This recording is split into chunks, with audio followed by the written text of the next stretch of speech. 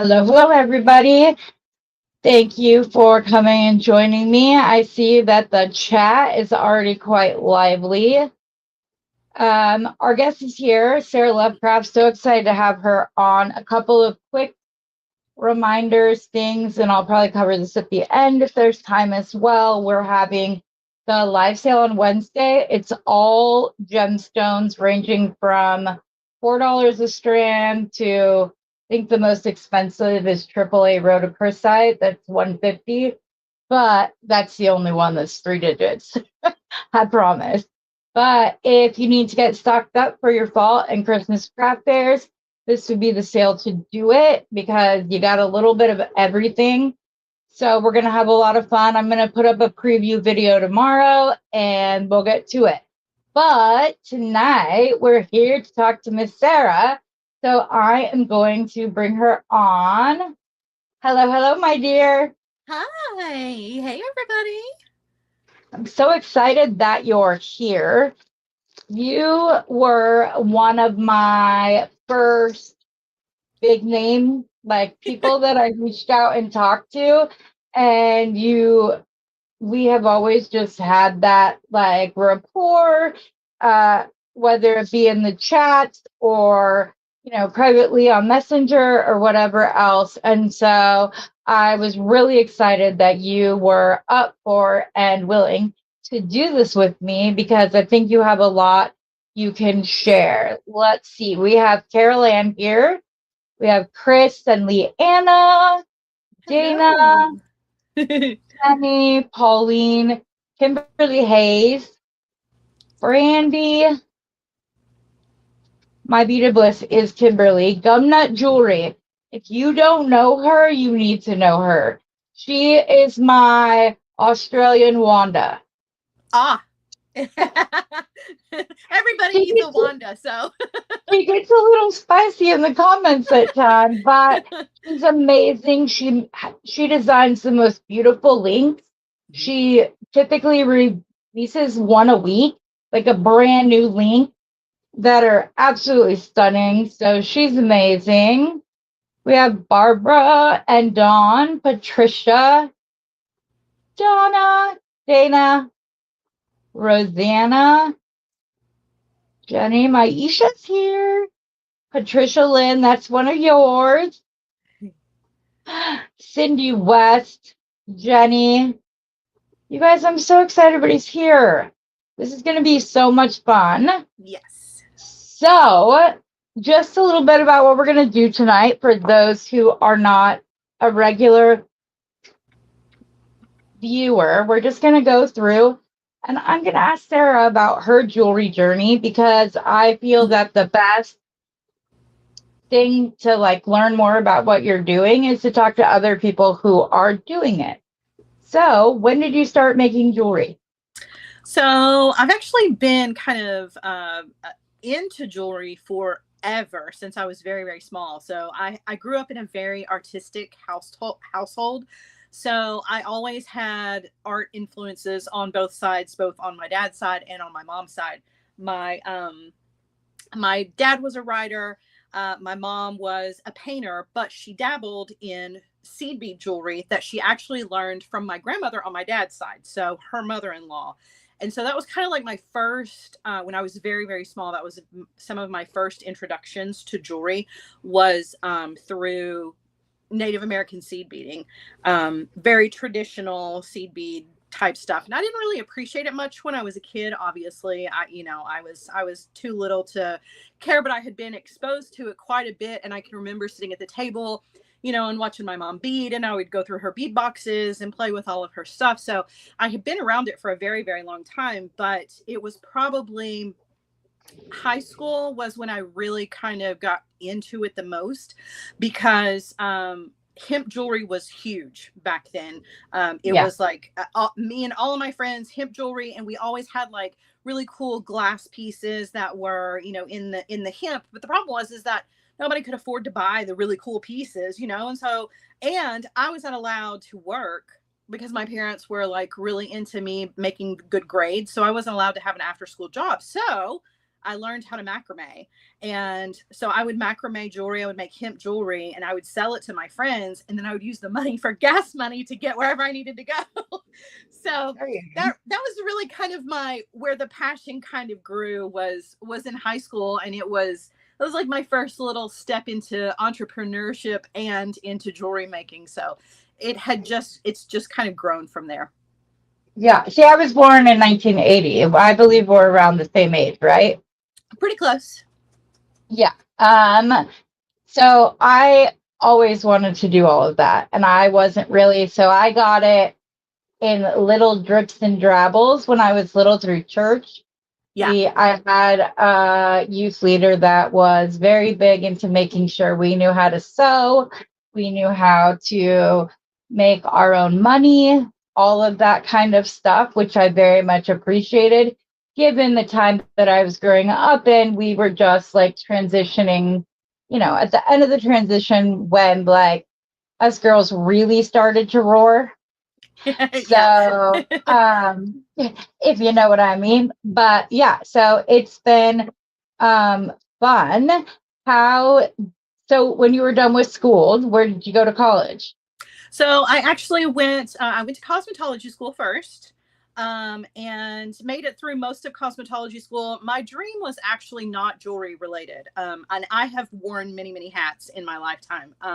I originally was going to join the Army, didn't do that. So then I went into cosmetology school. My dream was to do runway makeup.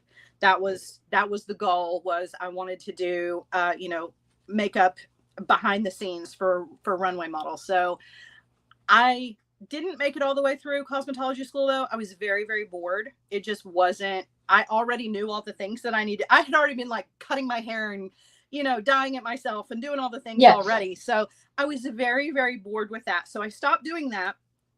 Had a bunch of kids. Kind of takes over. Had some kids, and then I went to school to be a veterinary technician. So I was actually studying to be a veterinary technician when I was approached by Beadalon and was hired on with them. So at that point, I was just doing jewelry as like a side hustle. I had a little Etsy shop, and I had done like hair fascinators and real rockabilly kinds of jewelry and accessories. And I had just kind of made the transition from not really doing just strictly rockabilly, but to doing like jewelry that I loved, just beautiful pieces of jewelry. And Beadalon reached out to me, and they were looking for somebody. So I fortunately answered the email, because at first I thought it was spam. But right. Yeah. Right, Kim? I can't either. Kim said, can't believe you have Sara on. Awesome. Yes. So, and then when you started with Beadalon, how long did it take you to go from it becoming like a hobby or a side hustle to where it was, you're like, and if there was something along the way that you think we can all learn from, feel free to let us know, because a lot of the women that I talk to that are in part of the group that they're my ladies. We're called the Platinum Ladies. As I say, we're a mix between the Pink Ladies and Golden Girls. So yeah. So we're but Golden Ladies wasn't good enough for some of them. So we're Platinum Ladies. But I love it. I love it.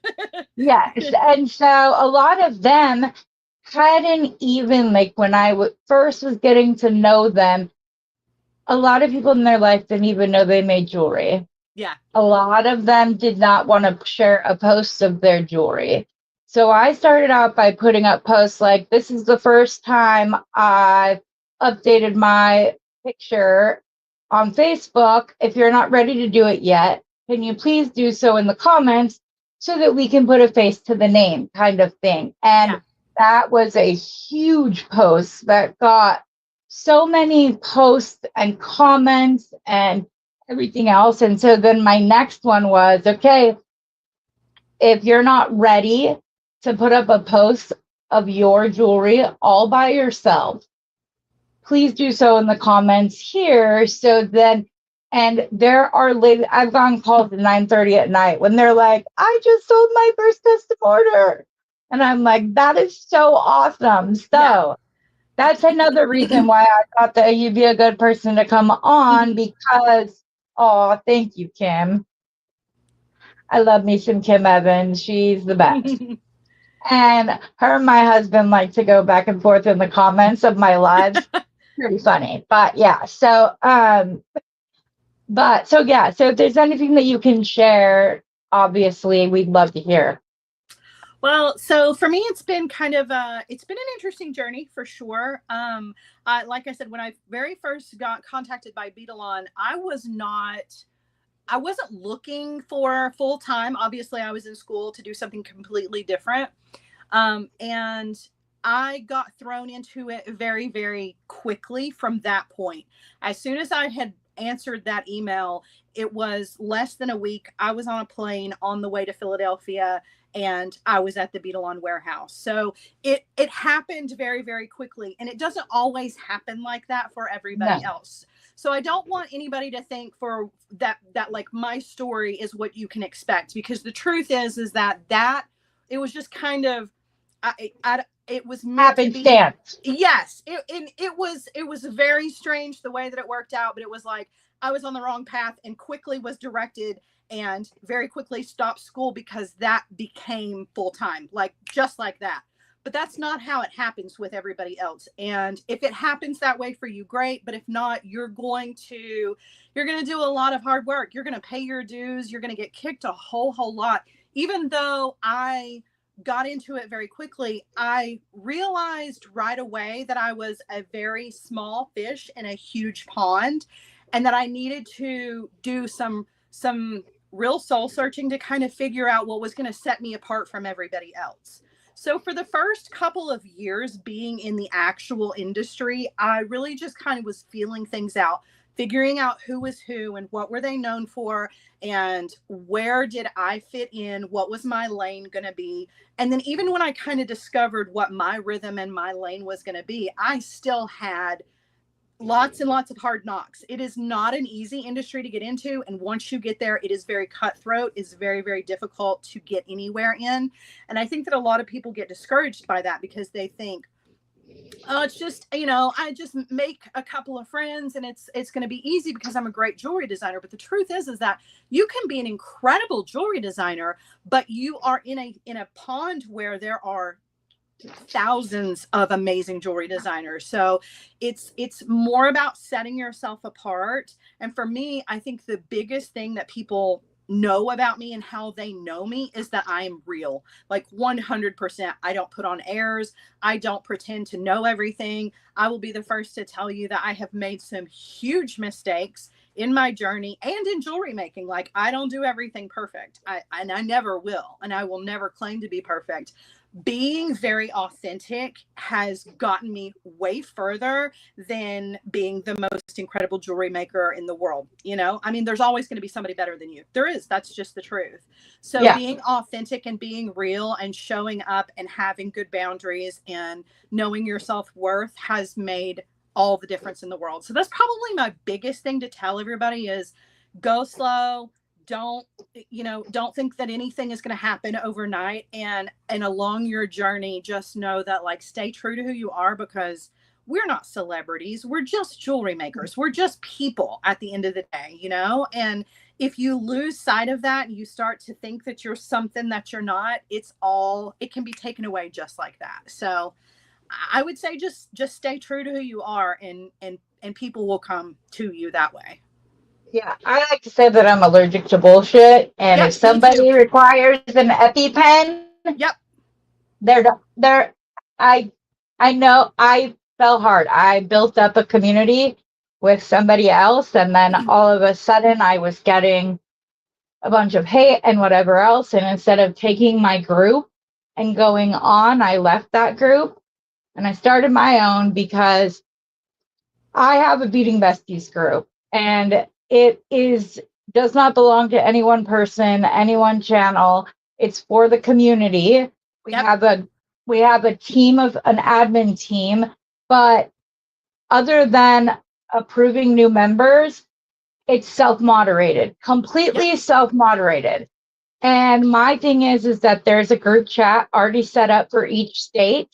I have one for the US territories. I need to do one for Canada and the UK. And anybody can start up a group chat within that.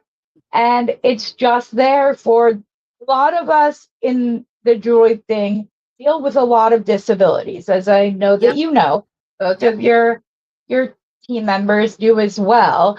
And so that can be rather limiting socially because you never know how you're going to feel from day to day. So after somebody like invites you so many times when you can't do it, they stop asking. Yeah. So it's just I wanted them to have a way to at least virtually be with each other. Yes. But I've had people meet up in person. We're very small still. We have like 400 people in it, but it is a great group. And the ladies are funny, even if their state doesn't have a lot of chatter. They'll go back and be like, message me if you're from California, I'm coming to this later. Like, so it's a lot of fun. And like I said, we just don't do that. Yep. Exactly, Jenny. Becky Foster is another one, and now her sister Jenny, who didn't want a channel of her own. Instead, they've combined and they're doing great, and they're both awesome. But I just try to. Oh, I'm so sorry. Yes, I will set up an Australian group. See what I mean? See what I mean? I love her though. She's amazing, and yeah, she's great. But I would rather have that 400 than the 4,000. Hopefully some of them will come back over, but it's okay because I love my group. We are all about building people up. I don't only have content creators on here. I don't only have large cons. Some of them may have 100 followers, whatever. We go through the jewelry journey because I feel it's important because people don't know how they came about, how you got into jewelry or what steps you took to get where you are. And we have a lot in common. I breed dogs, as you know, little ones. You love big dogs. You're their emotional support human. And so like that's another piece of me, but it's just important to just be authentic. And that's what I try to tell everybody. Like if you try to be somebody else, the cracks are going to come in the veneer faster than a raisin in the sun. So like just don't. You need to be who you are. Don't try to put on airs. Don't try to be anybody else. Yep. Just be you, and that's what everybody will love about it. Absolutely. So after that, how did you get into doing classes for Michaels? So the Michaels classes actually came about through Beadalon. A lot of the things, a lot of the opportunities that I have had have come through either Beadalon or now a lot of the opportunities have come through Art Beads, but Beadalon had set me up. For Beadalon, I was doing JTV, and then I worked for JTV, and that was a whole thing. And then, but I've stayed with Beadalon from the very get go. Like I've always been considered a Beadalon design team member. So anytime they need somebody for classes like the Michaels classes, or we've done a lot of marketing campaigns where Beadalon will say, Michaels is asking, we used to do a lot of work with AC Moore and Hobby Lobby, where they would say, okay, we're going to put out a new line of Beadalon products and we need marketing campaigns. So can you do designs for the marketing campaigns? So they would keep me pretty busy. And the Michaels classes kind of came along the same way. We started out doing marketing campaigns and doing the projects for the marketing campaigns. And then after COVID hit, it was like the classes really ramped up, and being online. And as you know, the communities just kind of really swelled at that point. Yeah. So the Michaels classes came through Beadalon, and it was Meredith and I for the longest time doing the Michaels classes, and they kind of come and go. So we do some for a while, and then we back off for a little bit, and then we come back in and we do some more, and then we back off. So it's really kind of a wave. Ebb and flow. Yeah.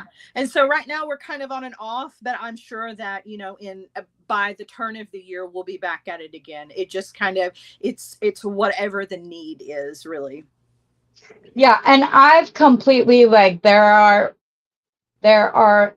products that I get from Beadalong because of how you talked about them and because you've been with them for so long. Yeah.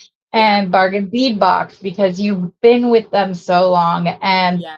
that's just always been something that you do. And it's hard because you're going to know quickly if people want to support you or not, or if they wanted you to be their support. And that's all it Right. was, Yeah, absolutely. which happens very quickly most of the time. But Oh yeah. yeah. But there are so many lanes within, or so many facets within the jewelry world that I feel we all have a place. Oh, And we, 100%. yeah. So everybody shares and posts their videos. I told your ladies, you ever want to post in Beading Besties because everybody does. And then that Yep. just lets everybody be in the know from it. But I really enjoy it. Here's a fun question I have for you. Okay. If you could use any gemstone as the counters in your house, what would they be and why? Oh wow. Gosh, that's a tough one. That is a tough one. So, whoa. This is another one that went kind of nuts when I posted this in the group, and everybody like was very strong about like it was fun. It was a fun post, but That's a tough question because like aesthetically, I think labradorite would make gorgeous countertops, but labradorite's not really my favorite. Carnelian is my favorite, but I'm thinking I don't know how countertops would look, I don't know. I'm not entirely sure about that. That is a very intriguing question. I like it. I will have to think about that one a little bit more. it is a good question. Feel It's free a to put it great, out and yes, I love feel that. free to put it out in your group. You will see it. Like the comments just like Yeah. it's a fun one. I like to try to put those little teasers out there, just something just to kind of, because we're all making jewelry, and especially this time of year when we're all like doing the craft fairs and ramping up for Christmas and Yep. all of that stuff. I like to put up little things that I think will help people remember that we do this because we love Yeah. them. So you Yep. kind of answered it, but what are your other two favorite gemstones? Garnets. I love a garnet all day, every day, and the deeper the red, the better. I my birthstone is ruby, and I've always been very envious of people whose birthstone is garnet because rubies tend to be on the pink side, and I'm more of like a red, like Merlot red kind of person. Yeah, I'm a garnet. I'm a January baby. So Yes. yeah, I Love that. totally feel you on that. But Yeah. yeah, And then it's a really hard choice. I do love apatite. I really, really love apatite. I don't know if I would put it up there as much as I love garnets and carnelian, but it's pretty close. Pretty close, I yeah, would say. Yeah. yeah. I've never met a Jasper I didn't like. And lately I've been falling in love with the flowering agates. They're Yeah. so beautiful. Some of them Oh, just like take my breath away because it looks like a painting. I have an answer for your countertop question. I have an Okay, answer, go ahead. and I should have known just right off. My love in the past 2 years is citrine, and so yeah, a citrine countertop. Oh, I could, yes, put them in the bathroom too. Bathroom countertops in there, citrine all day. So beautiful. There you go. Well, there's so many shades and variances within the citrine world. It goes Yep, really dark, almost brown, to like that crystal clear. That's my daughter's birthstone, and she only likes it when it's crystal clear, light yellow. me But too. she started to like get more into it, especially I made her a hug bracelet for when she moved to California Mhm. that had a citrine coin bead and then had like her dad and I's birthstones so that if she ever needed a hug, she could put that on. Oh, I love And it. then I made one for her daughter that is theirs. So, Yeah. but funnily enough, her husband is born the same day as my husband. You know how they say daughters marry their yeah. Yeah. My youngest, his girlfriend's birthday is like 4 days away from mine. So the middle one, we don't quite know which way he's gonna sway, but yeah, it's just kind of crazy. What are your favorite jewelry techniques? Favorite jewelry techniques, wire wrapping is my love language, and macrame is right up there at the top with it. And then in a very, very strong third would be pearl knotting. My goal is to become a master pearl knotter, which I actually didn't know was an actual title until I met Wyatt White, who is a master pearl knotter. And I had the opportunity to kind of shadow him and study the way that he pearl knots, which most people know him for wire wrapping, but he is a master pearl knotter, and his technique is pretty much the technique that I teach. It's one of those things that is one of my very favorite techniques to teach, because once people get it, the light bulb, you can see it happen in their face. The light bulb goes off, and it's like they're never the same again, because all of a sudden you kind of touched and tapped into like traditional jewelry in a way that you really can't with wire wrapping or with stringing. There's something Right. about silk cord and the knotting process and the feeling that you get. It can make glass, it can make gemstones feel just as luxurious as each other, and it's all about the technique. It's all about the silk and the way that it hangs. There's something just kind of magical about that. So when I can teach that and I can get a student to get it, it's very, very fulfilling on my end. I teach it Yes. for a selfish reason, because I love to see people light up when they get it, because it's amazing. Kim, she likes to use this Yeah, when she I do. knots. I can do But the the tweezer method. works word, yeah. Absolutely. Any way you want to do it. I love the hand tool the best, but the tweezer method is fantastic too. Yeah. Jenny, just go and watch Sarah. She knots quite often, which I love. I'm also a knotter. I macrame before I really got into jewelry. And I'm the same way with knots. Like Christmas last year, I did 14 different designs using the alternating hitch knot or the Yeah. double hitch, and because you could do an actual hitch knot on one side, put on a bead hitch knot, like you can just go, there's so many different ones. And then before Father's Day, I did 28 days of men's jewelry designs. Yeah. 4 weeks of a new design every day and I didn't just do the design. I tried to explain also, like, oh, for the men's version, maybe use a 10 millimeter bead and buffalo horn spacers. And then Yeah. on the women's, you use the 6 or the 8 with, oh my goodness, black little itty bitties. Black itty bitties. I love it. Yes, I cannot think of what they're called right at this second, which my people know I have Durkheim, so that causes memory recall. But the little flat spinel. Yeah. Yes, and that literally can take the same design from a more masculine sway to a more feminine sway. But I have guys that have bought bracelets from me that have the spinel in them Yeah. because they, like with tiger eye and stuff like that, it's just beautiful. So it's a lot of fun. And I love making men's jewelry. Like it doesn't freak me out. Yeah. So I was like, okay, I can do this. Yeah, thanks. It was a lot of fun. Yeah, all my ladies are like, spinel, spinel. Yep, she learned that. You did 30 barrel knots while at the gallery. Oh my God.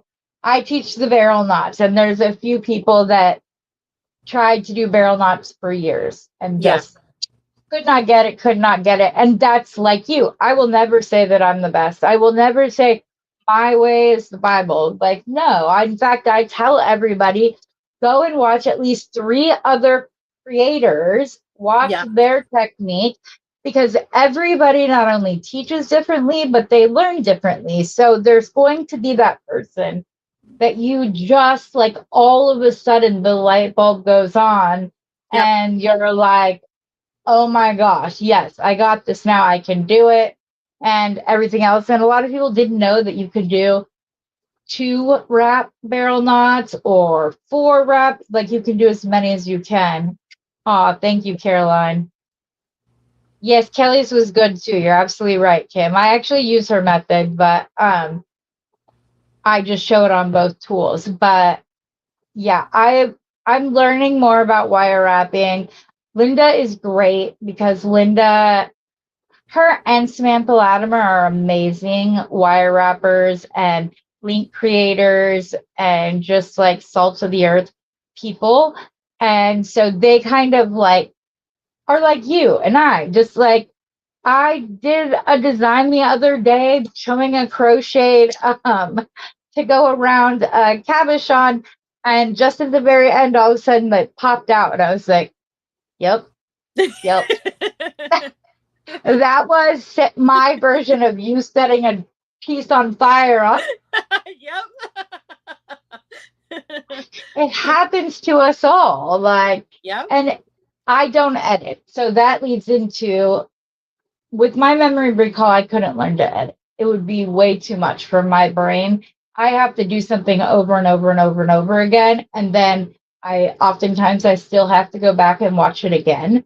Yeah. So it's hard for me, but it's fun. And so I do recorded videos, but do it as if it's alive. And then just recently I've switched. Like Randy from Thunder Horse Senate comes on at 7 Pacific Standard Time, and then Rosanna's on at 9 Pacific Standard Time, and then I'm on at 11 the mornings I am able to do it. So I'm pretty sure I already know your answer, but why do you only do live videos? For that reason, because editing is miserable. Um, I have so many other things going on up here, and I know you do too. Like there's not a whole lot of room here. I used to edit videos actually. It is just tedious and it's not a lot of fun. There are parts of this job that I do not like at all. That would be editing video, filling out paperwork, anything I have to do online where I have to sit and typing instructions, things like that. I just do everything I can to avoid those kinds of things because I'm creative. So sitting and typing instructions or editing video is like nails on a chalkboard to me. It is just I can't. I can't. And I know how. I just choose to not. Unfortunately, Use your time wisely. You do, because they literally like Sue was like, Heather, I saw your story on Instagram. If you go and hit the sticker button, you can put the YouTube video link up that way because they can't copy it. Like they're not going to get a link even if I put it, which yeah. I didn't know. And I was like, you're the best. So yeah. Yes, we know that Linda does not edit. Yes, we do get your mistakes and all, but sometimes that's the fun of it. Oh yeah, 100%. 100%.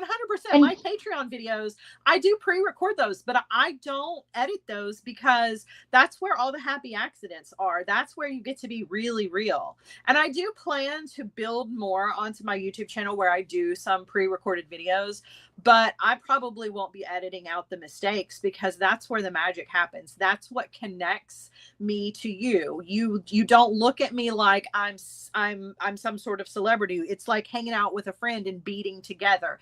That's right. what I want you to feel when we're doing a live or I'm doing a pre-recorded video. I want it to feel comfortable and like we're just kind of hanging out. So I will probably continue to leave in the mistakes because to me that's where all the learning happens.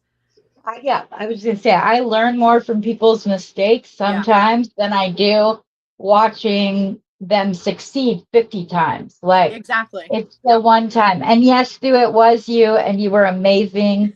And I so appreciated it. And I went and fixed it. But yeah, That's my it was too. great. Yeah.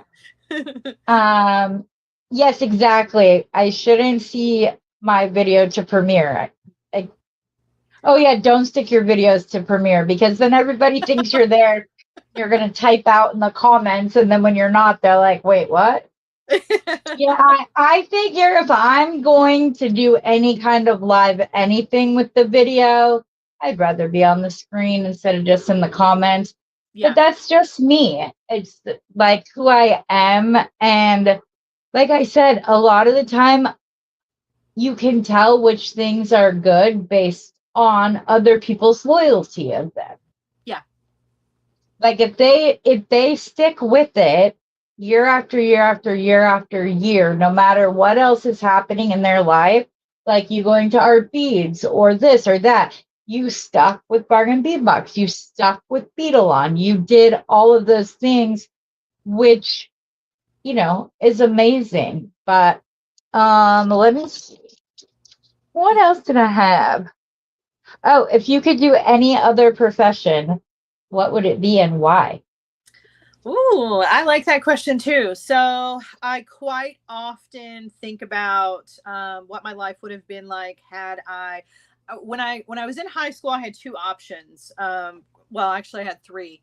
So I was either going to join the military, or I was going to go and join the FBI, or I was going to go to cosmetology school. And the FBI had actually come.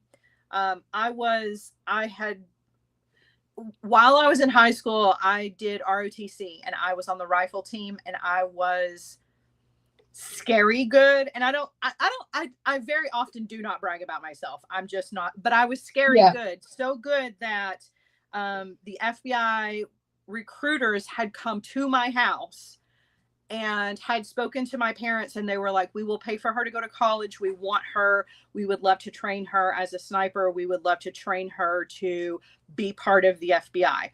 And I was obsessed with true crime and detectives and all those things, and I was very, very, very close. And so a lot of times now I think back and I think, I wonder what would my life be like had I gone on to college and then gone on and pursued a career as an FBI agent? Like what would my life look like now? Would I have ever ran into jewelry? Would I have ever would that just be my creative outlet? How different would my life look? So I think that if I were able to parallel universe this and keep what I have, I would also go down that path just to see, because I always wonder what kinds of crazy criminals would I have been able to take down. Do you see this on your screen? Do you see this? Yes, right? Rifles and Crazy Chiefs fans. We're Broncos fans. We're Broncos fans. So it's funny because I literally had my shirt in here and I was like, should I wear it? We won yesterday. I'm not sure if Sarah's team did, but hey now. hey now, I'm excited. I'm excited to go back to the days where the AFC West was what everybody watched. Because there were years we had 3 out of 4 teams go to the playoffs. Yeah. And that's awesome. But so I'm excited. But just so you know, the year my husband was born, they went to the Super Bowl. The year my daughter was born, they went to the Super Bowl.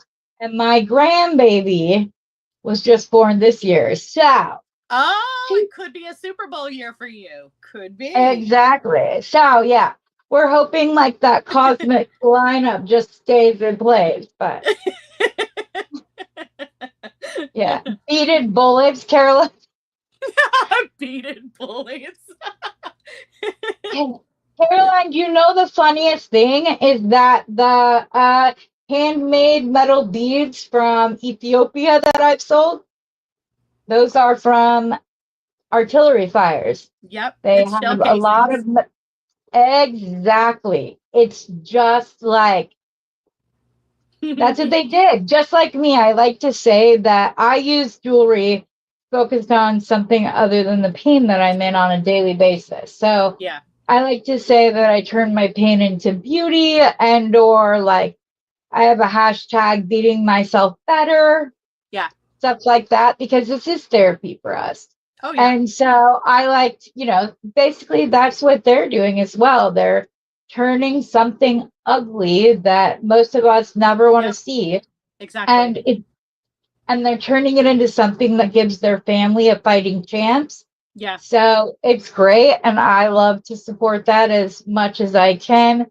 When I crochet, I like to buy yarn from different places in Africa and Asia, and just because they're like, like when a family's given a goat and it opens their world up because now Yeah. they have milk and cheese and all these different things. So, what do you do with all of your pieces that you make? The ones that don't go into your Etsy? So I have a huge collection of things that are just mine that I I'm don't so even sorry. Hold on. Do you see this? she wouldn't be able to win. That's true. No dangles. You can't be a sniper and have dangles. Sorry for interrupting, but that popped No, up, and I'm like, Sarah, it's true Sarah, though. yes, Sarah has to see this. I don't think your nails would be okay either. No. No, I would probably be very drab and boring, probably in like navy blue, gray, and black all the time. So I don't know. I probably wouldn't be able to stand it for very long, I don't guess. But You just said you'd use beaded handcuffs. oh my gosh. Oh, no, we can take those for the private areas of our lives. It's too funny. Oh my gosh. Now I don't even remember what you had asked me. Oh, what did you do with the pieces? Oh, what do I do? What do I do? Because you do so many.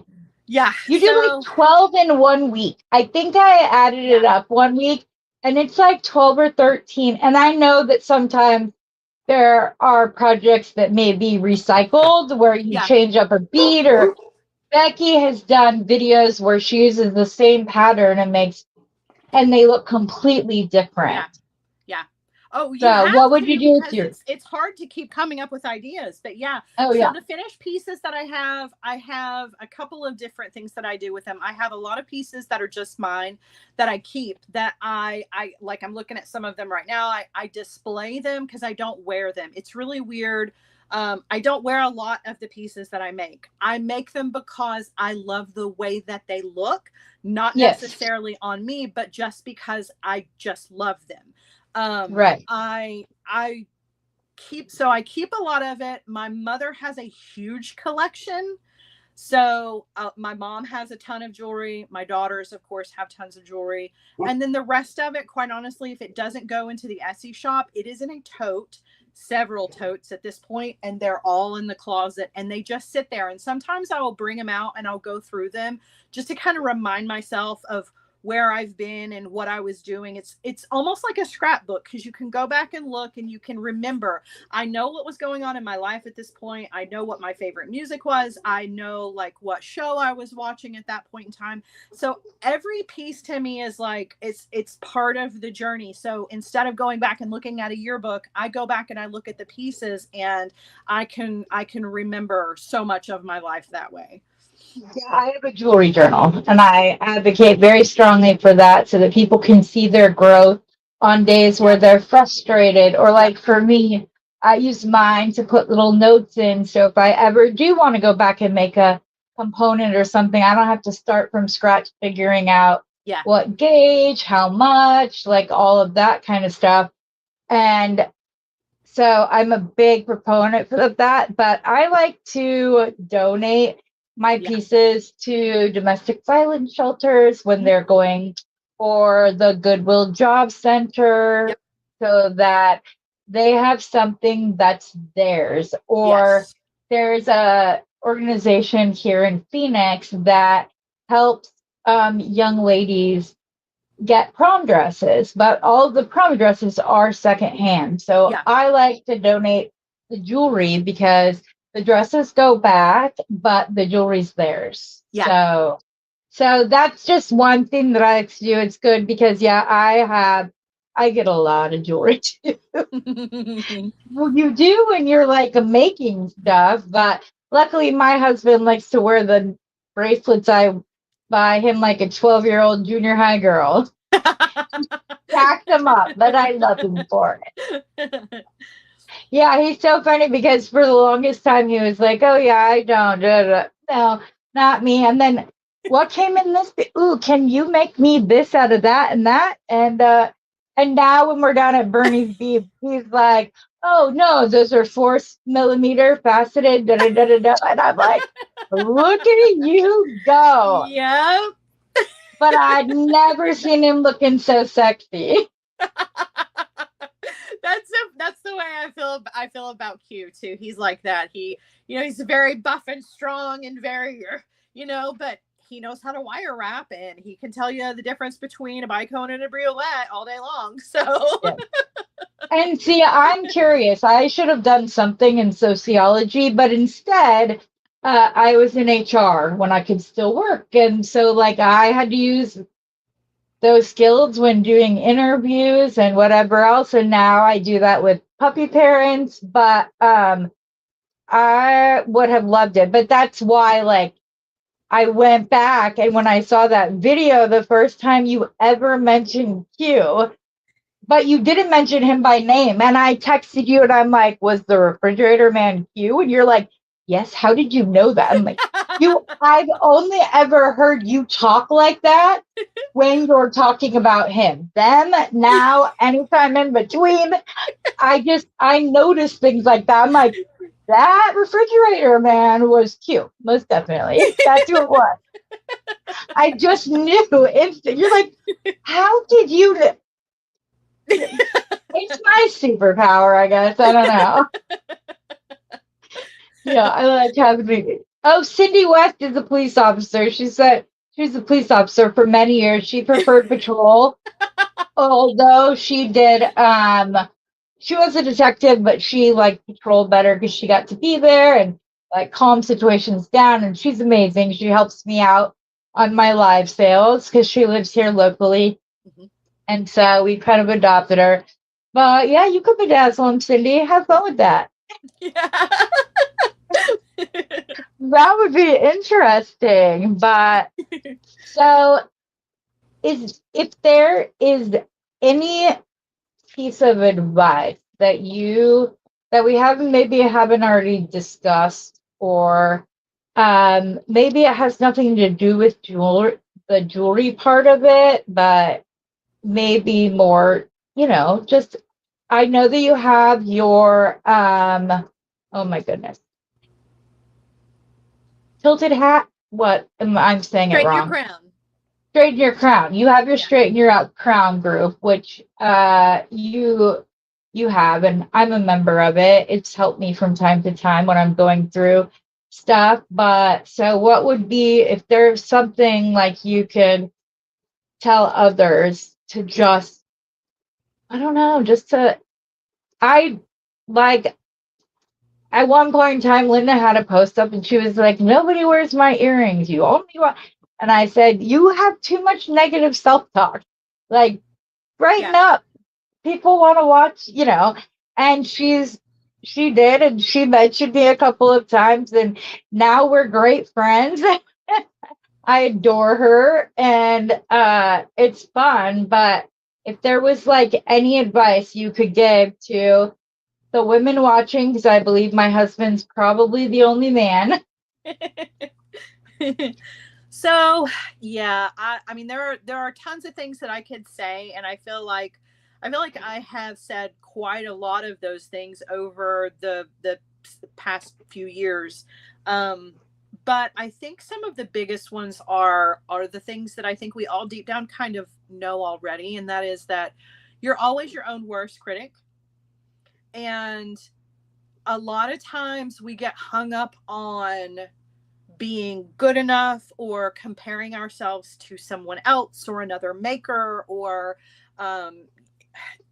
it's you gotta you I have, and I've always said it, you have to give yourself grace. You have to give yourself grace. You're gonna have good days, you're gonna have bad days. You're going to have days where you come in and you sit down and nothing that you do is right. And I am also having that day.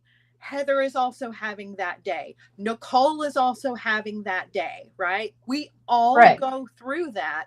And a negative day does not mean that you are a bad designer. It doesn't mean that you're not good at what you do. It's just kind of part of it. The trick is to talk nice to yourself. Like I always tell people that I am, mentoring or that I'm helping through something with their jewelry making, and they're like, I just can't get it. I'm just not good at it. I'm just, my pieces are just not good enough. And I'm like, I would not let you. I want you to talk to yourself the way you would talk to somebody that maybe was saying the same things to you. You know what I'm saying? Like, don't beat yourself up. I do not want to hear you talk to my friend that way. And that's the way and I look at all of you, like, you are my friends. This is my community. You guys are my family. I will not allow you to talk to yourself that way. You need to give yourself grace. You need to not sweat the small stuff. And if you stop having fun, get up and walk away. And if you come back tomorrow, fine. If you come back a week from now, fine. If it's a whole year, that's okay. But if you're not having fun, get out of there. I took an entire year off, a whole year. I didn't touch a pair of pliers. I didn't touch a bead. I did not make a single thing for an entire year.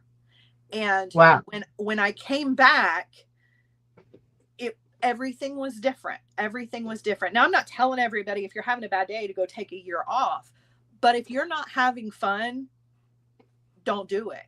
Don't do it. Go away. Go find something else to do for a little while and come back and find and try again. If it is not fun, you shouldn't be doing it. I mean, we need to not take ourselves so seriously, and we need to not beat ourselves up. And I think that that's true, not just in jewelry making, but in life in general. Like, the world is already pounding on us. The best that we can do is take care of ourselves. Like, be the person that that somebody else needs to yourself, when you're, and particularly when you're making jewelry. If you want that to be your thing, you can't beat yourself up over it. You've got to accept the flaws and accept the bad days. That's not the end of the road, though. I tend to go and put nice comments in other people's posts about their piece or whatever else, because it quite literally is a frame of mind, and the only person that can change it is us, because we're on hyperspeed up there. So you just need to get to a part where you're only thinking positive things, which you're not going to go and say the things you tell yourself to somebody, especially on the internet. Exactly. So go in there and start doing it and start remembering, like, oh, I love this. This is supposed to, because it's our therapy. It's for a lot of us. That's why I say I'm beating myself better every single day. There are a lot of things that I don't have control over. There are days I don't see bead because I flick more beads that end up on the bracelet. I can't do it, and I don't get why you do something you have to reinforce 50 times. Like, macrame, it's a knot and done. You move on. But as little spacer beads, love them. In a macrame project, love them. I'm not a bead weaver. I'm just not. Because I literally, we'll be vacuuming in here, and the corner directly in front of my desk is when the vacuum goes. Yes. And I've done the whole put a sock over the vacuum hose, and because I know I dropped some good stuff and I don't want to go in the garbage. Yeah. But that's a good tip. If you ever drop something you really love, just put a sock over the end of the hose. Vacuum it up that way, pull the sock down and over, turn the vacuum off. There's your beads. But you have any good tips like that? Not really. I love that one. The rule here is if it falls, the carpet gets to keep it. I mean, that's just Particularly if we're talking about a seed bead, like forget about it. The carpet Right. can have it. I'm not going down there to look for it. I'm not digging through Exactly. dog hair to find a bead. Now, I've been known to chase a crystal around, but even now, I'm like, the carpet can keep it. Just Right. Yeah, and I'm all about like doing things that like make things easier. Like I like to use the box hinge in my Beetle on 6-step pliers, and I use that instead of pulling out a hammer and Oh yeah. bench block and just do my swish swish in that little box joint. Yep. Love to do that. Less time, you're not like you might as like just do it quickly and then you can move on. Like, Yeah. because I know you're a big proponent of like do it assembly line style because it goes faster and it really truly does. Yeah. When the center carpet is so sparkly and glittery. Same. Yes. That's some Karen's carpet, my dear. Yes. So yeah, this is just kind of this is a small tasting of what I wanted Beading Besties to be, what I want this channel to be, because I think that you guys are all amazing women and that there is so much more that we could learn from one another. Is there anything you've ever wanted to ask me? Anything I've ever wanted to ask you? I don't know. Other than how can you be a Broncos fan? That's probably on the top of my list. Like, I'm going to be thinking about that one tonight when I go to bed. I'm like, I married into it. I married into it. We literally we'd only been even though we've known each other our whole lives, we'd only been like dating for 3 weeks when we played Green Bay Packers and won for the first time. But that was a back and forth game. Yeah. And he was drinking, and I was like, okay, I need to find a ride out of here in case they lose. Like, I don't know. And then he was like, if they win, we're going to get married. And we did, but yeah. I love it. Our daughter was the original Super Bowl baby. She's a November baby. So, like, I'm sure she's not the only, but I know she's not the only because the NFL shows a whole array of them every year. Oh my gosh. They're a Super Bowl baby. You got to do something, I guess. Steve said there's always room for you over here, Sarah. Oh, thanks. Ask me what my name is again. I don't think I could convince my family to be Broncos fans. I just don't. I don't think they would be okay with that. It's funny because I actually have a pretty divided house. So I'm the Chiefs fan, Q is a Ravens fan, and my son across the hall is a Bengals fan. We just don't talk about we don't talk about that though. We pretend like he's not really a Bengals fan. That's like our dirty secret, you know? Right. But if I pulled in a fourth team, I don't know. I don't think they would be okay with that. There's too much rivalry here already. I don't know. All of our dogs are named after Denver Broncos players. Really? All of them. Yeah. So the original was Denver Miles because Miles is the name of their mascot. Yeah. We had Von Millicent. We had Ella Jane for John Elway. My baby is Sutton after Cortland Sutton. Wow. So I broke the rule when he was a rookie. Normally you have to be on the team for 3 years. I broke it. I knew he was going to be with us for the long haul. He's my little baby, and we just signed him for another 5 years. So obviously I knew he was a good player, but yeah. Oh, she said throw an Eagles fan into the mix, Sarah. No Eagles fan. No.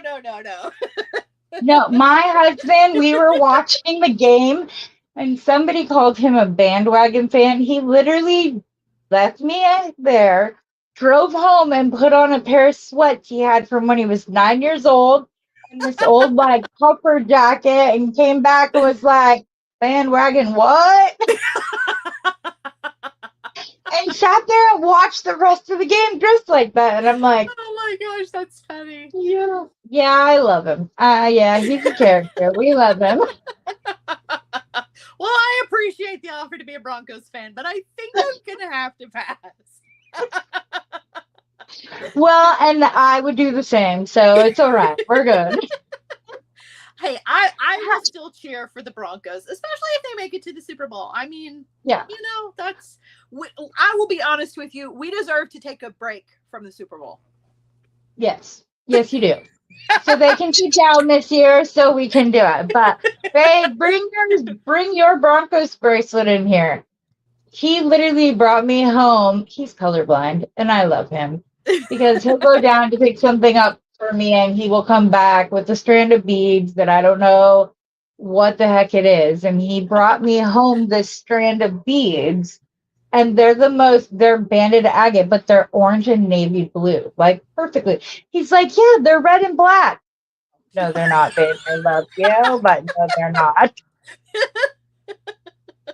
And so I got some very, very dark sodalite from Sam and some orange Botswana agate from Bernie. And I made what I call my elevated team bracelets. He's also got one that's got carnelian on it, as well as I think again, either lapis or whatever. But yeah, he likes them because we get asked a lot, well, where'd you get that one? Yeah. She made it, which is always great fun when we go to a Broncos bar. It's fun, but there's a few of them here. I did see a question earlier. If I ever do local classes, I'm more than willing to do so. I absolutely can come and help you out. That's what you want. We can meet up at Bernie's Beads and I can show you some stuff. Especially because, most of his good stuff is in the back room that most people aren't like, unless you know to ask to look back there, you don't get to. But that's why Heather's there now pulling the stuff, because they went from a very large store to a much smaller store because of COVID. So he doesn't have enough room to display them. And I like finding like little treasures there and sharing them with others. He has an amazing array of buffalo horn, which is just beautiful. He's got these are all seeds. He's got so many of those. Wood, he has the eye beads that are over 1,000 years old. Wow. Yeah, I have one, but it's put up because I'm afraid to wear it because they're not cheap, but they're gorgeous. And so, and I love being down there because the energy there is great. It just is. Even if you don't get into all the medical physiology of stones and their energies and whatever else, it's just a good place to be. But don't pencil out 30 minutes because that's not going to be enough time. So your afternoon, just saying. They're a little behind the times. Oh, I have to send you a link. I found some clasps that basically have a built-in wire guardian. Oh, wow. So there's 2 holes. So you go up and then back down. Then you do your crimp. And they're beautiful. I got some 18 karat gold plated ones that pop. Very nice. Very easy to thread. They're literally called hidden knot clasps in case anybody wants to go look them up because they're beautiful. They're starting to get more popular. And so I'm always into research. I can't do anything halfway. I just can't do it. It's not my style. I have to know everything about everything, but it's fun. But I really appreciate you coming on, Sarah. It means the world to me. Having me. Thank you for staying up late. I hope it wasn't too hard. No, not too bad. I can wear my pajamas and nobody knows it. So there you go, girl. Even if we knew it, it would have been okay.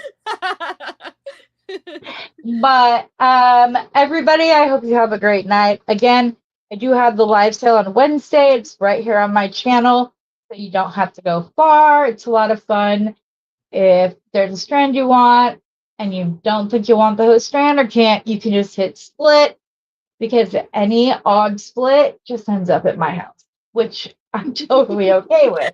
I do keep the beads, however, so I like having an odd number split because then I get extra beads. But yeah, so I appreciate your being on. Obviously, if there's anything I can ever do to repay it, if we do it again in the future, we will just do it like an hour earlier for you. I don't know why I didn't think of that before now, but thanks for coming on. Everybody's Thank so you. happy. They loved getting to hear more about your journey, and that's the name of the game. So I appreciate you all. I hope you all have a wonderful rest of your evening. And as always, happy beading. Thank you, Sarah. Thank you.